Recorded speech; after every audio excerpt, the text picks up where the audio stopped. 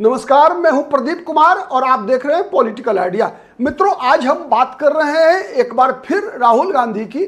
आज राहुल गांधी के लिए बहुत ही सफलता पाने वाला दिन रहा। हमने देखा किस प्रकार से राहुल गांधी लगातार एसआईआर के मुद्दे पर, वोटर लिस्ट में हेराफेरी के मुद्दे पर भारतीय जनता पार्टी का ये आरोप लगाते घूम रहे हैं कि भारतीय जनता पार्टी ने चोरी से चुनाव जीता है, ये चोरी की सरकार है, चुनाव आयोग की मिलीभगत से भारतीय जनता पार्टी चुनाव जीता करती है। ये आरोप भारतीय जनता पार्टी पर लगातार राहुल गांधी स्थापित करने का अपना भरपूर प्रयास कर रहे हैं। आज राहुल गांधी को इस मामले में एक सफलता मिली। सफलता एक नहीं बल्कि कहें तो कुछ बड़ी सफलताएं मिली। सबसे पहले तो देश के सबसे बुजुर्ग राजनेता, आप कह सकते हैं कि देश की राजनीति में चाणक्य कहे जाने वाले एक और चाणक्य कई अब हो चुके हैं देश की राजनीति में, तो एक और सबसे पुराने चाणक्य कह लूं मैं, शरद पवार का साथ मिला राहुल गांधी को। शरद पवार ने भी राहुल गांधी के समर्थन में आकर कहा कि जब एनसीपी जो राष्ट्रवादी कांग्रेस पार्टी है, शरद पवार गुट, वो कांग्रेस के साथ कदम से कदम मिलाकर एसआईआर का विरोध करेगी। साथ ही महाराष्ट्र के संबंध में, कर्नाटका के संबंध में जो राहुल गांधी ने आरोप लगाया है चुनाव आयोग पर, उसकी जांच की मांग के लिए जो चुनाव आयोग के समक्ष प्रदर्शन होना है इंडिया अलायंस का, उसमें एनसीपी भी पार्टिसिपेट करेगी। तो ये तो शरद पवार का मुद्दा था जिससे राहुल गांधी के इस आंदोलन को, इस अभियान को बहुत बड़ा बल मिला। चूंकि अब तक ऐसा माना जा रहा था कि शरद पवार कहीं ना कहीं का सॉफ्ट कॉर्नर जो है वो नरेंद्र मोदी की सरकार के प्रति दिख रहा था, लेकिन आज जब शरद पवार ने भी खुलेआम एक तरह से राहुल गांधी के समर्थन में बयान दिया, तो फिर राहुल गांधी की शक्ति में मुझे लगता है कि एक बहुत बड़ा इजाफा देखने को मिला होगा। एक और घटना घटी, एक और घटना ये महत्वपूर्ण है, वो मुझे लगता है कि शरद पवार के बयान से भी ज़्यादा महत्वपूर्ण है।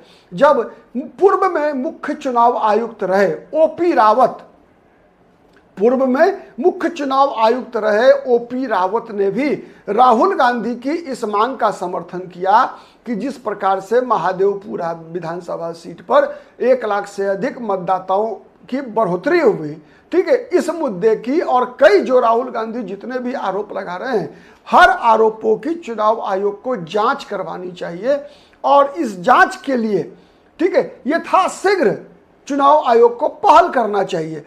ओपी रावत ने कहा कि इससे पहले भी जब चुनाव आयोग पर किसी भी राजनीतिक दल ने चुनाव आयोग के समक्ष कोई भी मुद्दा उठाया, हर बार चुनाव आयोग ने उसकी जांच करवाई है और सच को सच और झूठ को झूठ साबित किया है, ठीक है। तो इस बार चुनाव आयोग को ऐसा करवाने में क्या आपत्ति है? वहीं इस मुद्दे पर फिर राजनीति शुरू हो गई है। भारतीय जनता पार्टी के नेताओं ने कहा कि चुनाव आयोग जांच करने को तैयार है, चुनाव आयोग जांच करने को तैयार है। चुनाव आयोग ने भी कहा कि चुनाव आयोग को जांच करने में कोई दिक्कत नहीं है, केवल राहुल गांधी जितने भी डॉक्यूमेंट्स, जितना भी सबूत राहुल गांधी अपने अनुसार चुनाव आयोग की हेराफेरी के संबंध में राहुल गांधी प्रस्तुत कर रहे हैं, उन सबूतों के बिहाफ में राहुल गांधी एफिडेविट कर दें। राहुल गांधी ये लिख कर दे दे कि राहुल गांधी के अनुसार ये जितने भी सबूत हैं, इसकी सत्यता की जांच राहुल गांधी ने कर लिया है। राहुल गांधी को पूरा विश्वास है कि ये जितने भी सबूत इकट्ठे किए गए हैं, सब के सब सच है।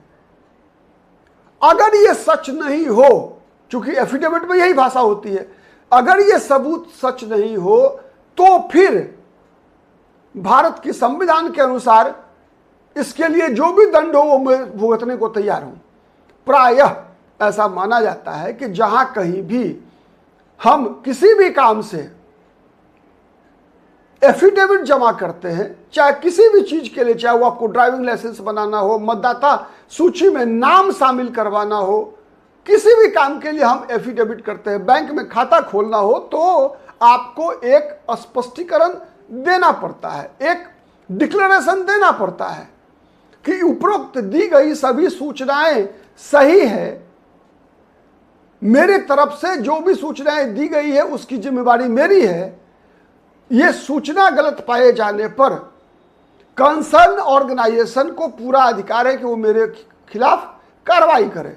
चुनाव आयोग का यह पक्ष है। चुनाव आयोग का कहना है कि राहुल गांधी केवल और केवल मतदाताओं को दिग्भ्रमित कर रहे हैं। लेकिन ओपी रावत ने कहा कि अगर राहुल गांधी की ऐसी मंशा है तब भी यह चुनाव आयोग का कर्तव्य है कि चुनाव आयोग दूध का दूध और पानी का पानी करे। चुनाव आयोग को कभी भी चुनाव आयोग किसी के पक्ष में नहीं दिखना चाहिए।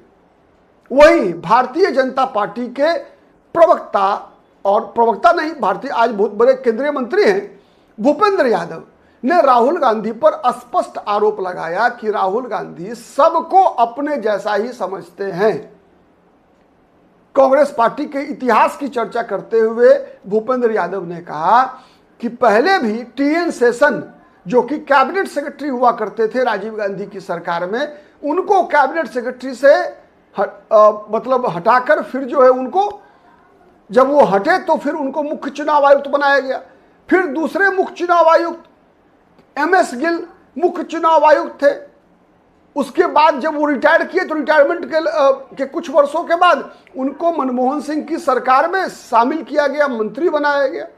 तो कांग्रेस अपने जैसा ही सबको समझती है, बीजेपी को भी समझती है। ये राहुल गांधी की समस्या है। राहुल गांधी जब चुनाव नहीं जीत पा रहे हैं, हर चुनाव में हार जा रहे हैं, तो अपनी हार को, अपनी असफलता स्वीकार करने के बजाय देश की जितने भी संवैधानिक संस्थाएं हैं सबका चरित्र हनन कर रहे हैं राहुल गांधी। ऐसा आरोप भारतीय जनता पार्टी ने लगाया। भूपेंद्र यादव जो कि केंद्र के मंत्री हैं, उनका स्पष्ट आरोप रहा राहुल गांधी के ऊपर। अब इस संबंध में अगर हम देखें तो कई सामाजिक विचारक, योगेंद्र यादव जैसे लोग भी पब्लिकली आकर जो है राहुल गांधी का समर्थन कर रहे हैं। आज ओपी रावत आए, कई ऐसे लोग हैं जो समाज के विभिन्न क्षेत्र से जुड़े हुए लोग हैं, आकर राहुल गांधी का यह सरकार विपक्ष के पक्ष में अपनी एक तरह से अपनी बात रख रहे हैं। अब तलवारें खींची है तीन तरफ से। एक तरफ है राहुल गांधी के नेतृत्व में पूरा का पूरा विपक्ष, दूसरा तरफ है भारत में भारतीय जनता पार्टी सत्ता पक्ष और एनडीए, और तीसरा पक्ष है चुनाव आयोग। अब सबसे बड़ी समस्या यह है कि चुनाव आयोग के समक्ष ये चुनाव आयोग की जिम्मेवारी है। ठीक है, राहुल गांधी को भी अगर लगता है, दो तीन बातें हैं इसके अंदर महत्वपूर्ण। सबसे पहली चीज है कि भारतीय जनता पार्टी को भी इस बात की समीक्षा करनी चाहिए कि अगर भारतीय जनता पार्टी किसी भी प्रकार के मैल प्रैक्टिसेज में शामिल नहीं है तो फिर भारतीय जनता पार्टी को चुनाव आयोग के पक्ष में आकर बयानबाजी करने की क्या आवश्यकता है। पॉइंट नंबर 1 है।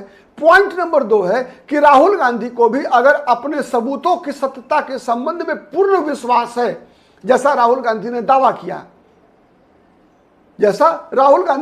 किया कि उनके पास जितने भी सबूत हैं सबकी सत्यता की परीक्षा राहुल गांधी ने कर ली है, तो फिर राहुल गांधी को एफिडेविट देने में क्या दिक्कत है। राहुल गांधी के समक्ष में प्रियंका गांधी के इस बयान का कोई मतलब नहीं है कि राहुल गांधी ने संसद की सदस्यता की शपथ लिया है। दोनों में अंतर है। नहीं, हम भारत के नागरिक के रूप में जब मतदाता सूची में नाम शामिल कराते हैं एक बार, तो वहां भी हम एफिडेविट करते हैं।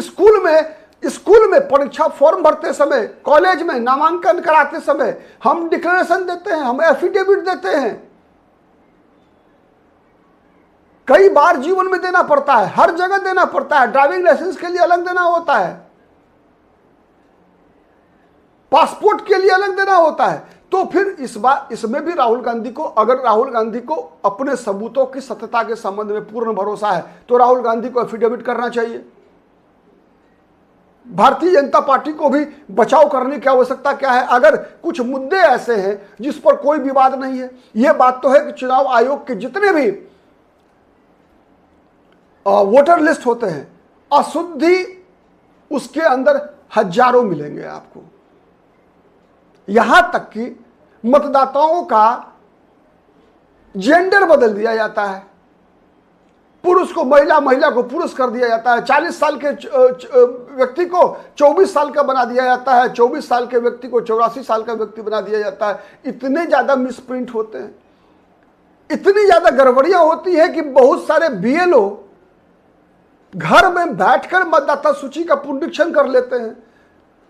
तो ये सिस्टम की खराबी है और इसी माध्यम से जब राहुल गांधी ने कुछ सवाल उठाए हैं तो सिस्टम को सुधारना ये तीनों का कर्तव्य है, चुनाव आयोग का भी, सत्ताधारी दल का भी और विपक्ष का भी। विपक्ष की भी जिम्मेवारी कम नहीं है, राहुल गांधी की भी जिम्मेवारी बहुत बड़ी है, क्योंकि सबसे अधिक समय तक देश की सत्ता में कांग्रेस पार्टी रही है। तो सिस्टम में जो कमियां हैं उन सिस्टम की कमियों को स्वीकार करना चाहिए। और सबसे बड़ा चीज होना चाहिए, होता क्या है कि डेमोक्रेसी में, एक स्वस्थ लोकतंत्र के लिए यह आवश्यक है कि हमारा ध्यान सुधार पे होना चाहिए, हमारा ध्यान निर्माण पे होना चाहिए, हमारा ध्यान विध्वंस पे नहीं होना चाहिए। आज के लिए इतना ही, नमस्कार।